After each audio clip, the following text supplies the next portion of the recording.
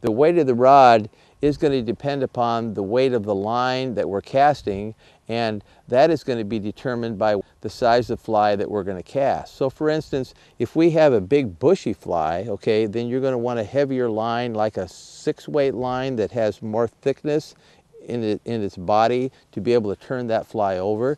If you're fishing a very, very small dry fly, like the size of your fingernail, then a rod that will cast a 3 or a 4-weight line, it's going to cast a very little fine fly very, very easily.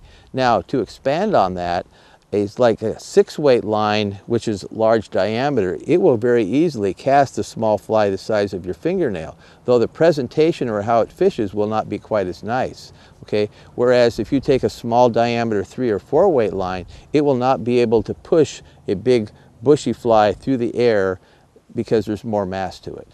In other words, for that to be able to happen is when you start out, you get a rod that matches the line weight that and the size of flies that you're planning on fishing. So what it starts out to is the rod manufacturer will have written on the rod 4-weight rod, and then so you start out by trying to put a 4-weight line on it.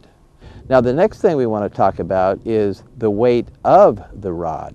So the weight of the rod, that's going to go in hand with the balance of how the reel, when you hold the rod by the handle, how comfortable it feels to you. Is it tip heavy? Is it the reel cause it to tip back? You want to have it so when you grip it comfortably with your hand, it feels comfortable. So weight is going to have a big factor, especially in reference to your body size. So if you have smaller wrist or whatever, then you don't want to have a rod that weighs a lot. You want to have a rod that's comfortable. A lighter rod will always be easier to cast, and you'll be able to fish longer during the day.